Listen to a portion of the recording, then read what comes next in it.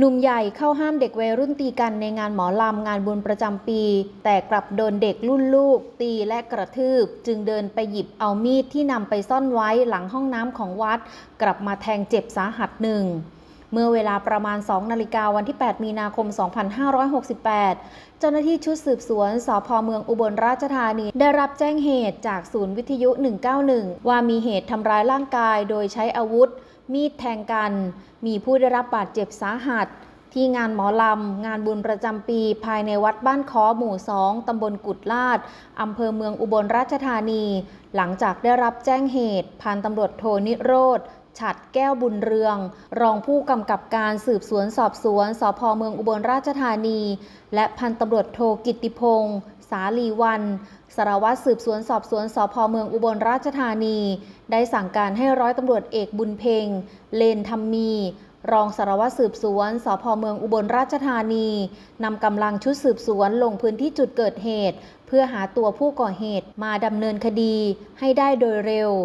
จากการสืบสวนและสอบถามพยานในที่เกิดเหตุและติดตามไปสอบถามผู้บาดเจ็บซึ่งทราบชื่อภายหลังคือนายบัญชาเกตวัฒน์อายุ 28 ปีซึ่งเพื่อนได้นำตัวส่งไปรักษาตัวที่โรงพยาบาลสรรพสิทธิประสงค์และได้ให้การกับทางเจ้าหน้าที่ว่าผู้ที่ก่อเหตุใช้อาวุธมีดแทงตนเองคือนายสมเกียรติพาผลอายุ 59 ปีเป็นชาวบ้านท่าเตาไหตำบลปทุมอำเภอเมืองอุบลราชธานีเจ้าหน้าที่ชุดสืบสวนสภ.เมืองอุบลราชธานีจึงได้เดินทางติดตามไปที่บ้านท่าเตาไหซึ่งเป็นบ้านของนายสมเกียรติพักอาศัยอยู่เมื่อไปถึงพบนายสมเกียรติยืนอยู่บริเวณหน้าบ้านพักเจ้าหน้าที่จึงได้เข้าแสดงตัวก่อนสอบถามนายสมเกียรติถึงประเด็นการทำร้ายร่างกายของนายบัญชาซึ่งนายสมเกียรติได้รับว่าตนเองมีเรื่องทะเลาะกับนายบัญชาและได้ใช้มีดแทงเข้าที่หน้าอกของนายบัญชา1 ครั้งที่งานหมอลำงานบุญประจำปีจริงเจ้าหน้าที่จึงได้นำตัวนายสมเกียรติเข้ามาสอบปากคำเพิ่มเติมที่สภ.เมืองอุบลราชธานีก่อนช่วงบ่ายที่ผ่านมา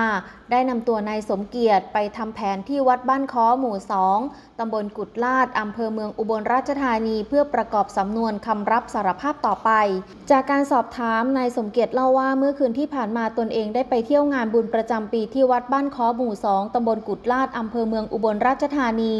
ในขณะที่ตนเองกำลังดูหมอลำอยู่ก็เห็นเด็กวัยรุ่นกำลังทะเลาะตีกันตนเองจึงเดินเข้าไปห้ามแต่เด็กไม่ฟังก็ยังตีกันและยังมาตีกับตนเองจนล้มลงก่อนกระทืบตนเองด้วยหลังจากที่ตนเองหนีออกมาจากกลุ่มวัยรุ่นได้ก็เลยมีอาการโมโหตนเองจึงได้เดินมาเอามีดที่พับของตนเองนำมาซ่อนไว้ที่หลังห้องน้ำภายในวัดก่อนเดินกลับเข้ามาในงานและได้เดินเข้าแทงที่หน้าอกของวัยรุ่น1 ครั้งโดยมีดได้ปักคาที่หน้าอกด้านซ้ายของนายบัญชาหลังก่อเหตุตนเองได้ขับรถจักรยานยนต์หลบหนีกลับมานอนที่บ้านพักของตนเองก่อนที่ตนเองจะถูกเจ้าหน้าที่ติดตามมาจับกุมตัวได้ดังกล่าวซึ่งตนเองยืนยันว่าไม่รู้จักกับคนเจ็บและไม่มีเรื่องบาดหมางกันมาก่อนที่ตนเองมีเรื่องทะเลาะกันก็เพราะว่ามีอาการเมากันทั้งหมดเบื้องต้นเจ้าหน้าที่แจ้งข้อหาทำร้ายร่างกายผู้อื่นจนเป็นเหตุให้ได้รับอันตรายสาหัสและพกพาอาวุธมีดไปในเมืองหมู่บ้านทางสาธารณะโดยไม่มีเหตุอันสมควรคุมตัวส่งพนักงานสอบสวนดำเนินคดีต่อไป